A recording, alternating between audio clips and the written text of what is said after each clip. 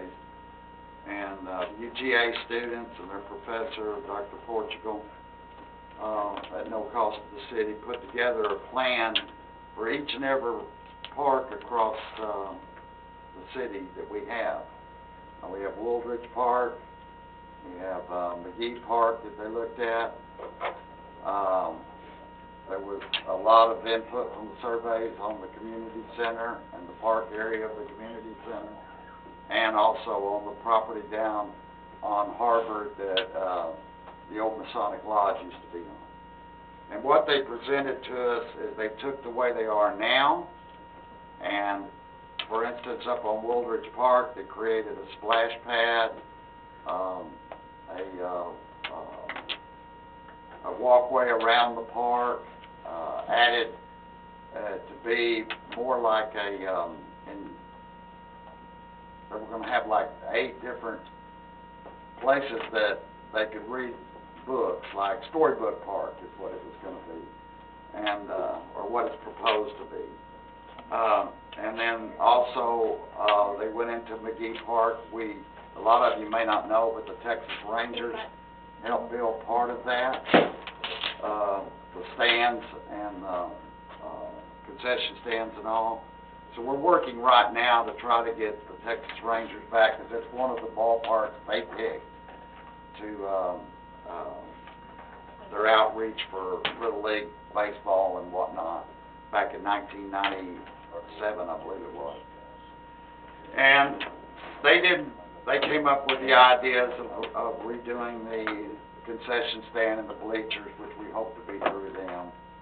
And then on the community center, they looked at that area and showed us what improvements that needs to be made to the building, and then like creating a soccer field outside. I guess all of you know soccer's a big thing nowadays. And there would be other space for things like even pickleball. Some of you are more familiar with pickleball than I would be, but it's a big thing now. And also in their plan, they talked about us coordinating with the school district. I have talked to their superintendent. Some of these things are possible, like with their tennis courts and all. But, and for summer basketball, things like that that are outside of what this plan actually shows. They're just ideas going forward for quality of life, to give our children something to have, to enjoy. And as everybody knows, green space is limited these day and age, especially in a city that's 99% built out. So these were engineers that are already got their degree or are getting their degree, and architects. Some of them are already working in the planning division at their jobs that they are now, finishing up their education. And they all went together and exclusively put this plan together. Everybody I've talked to has said that it is an outstanding plan. It covers about everything that the park department could envision for the future. And the park board voted on it unanimously to recommend to the council to approve this plan as submitted. Is that not enough education on that? That's enough education. Without having pictures. Well, are we allowed to speak at this point? No? He just introduced.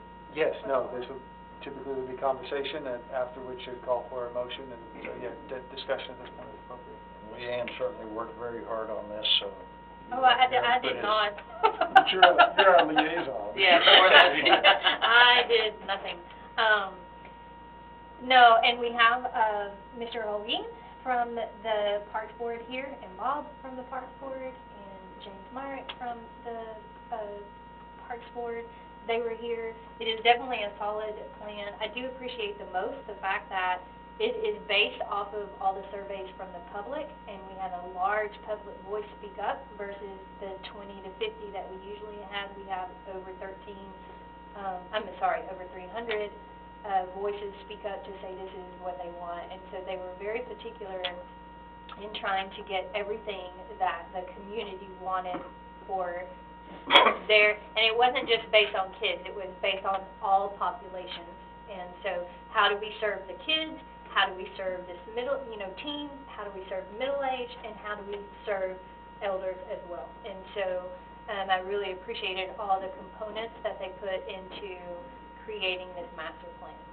And I do also, just so that y'all know, he touched base on it. These were all students going for their masters. They already have their degree. And most of them are, like you said, city planners, civil engineers, different professions like that. And, but this was their project for their grade in earning their masters. And so it had to be good and it had to be high quality. But to watch the passion in their eyes when they were presenting it to us, they were just giddy with excitement over different things that our parks have potential to offer our families and go towards quality of life. So, I do want to say about some of the conversation about when things like this, like if different phasing in.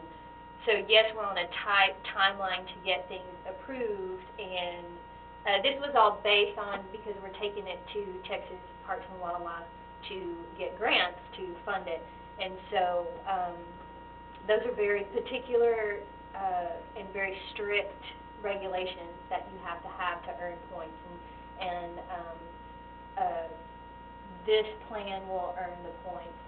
But as we phase it out, it won't all happen in a year or two or three. It will happen, in a couple years, in a couple more years, in a couple more years. And it doesn't, to some of the conversation, it doesn't have to happen immediately. That was one thing that was mentioned. It doesn't, it will be even, I would say, 6 months to a year anyway before we could even get things in the process in motion, in regards to one of your comments.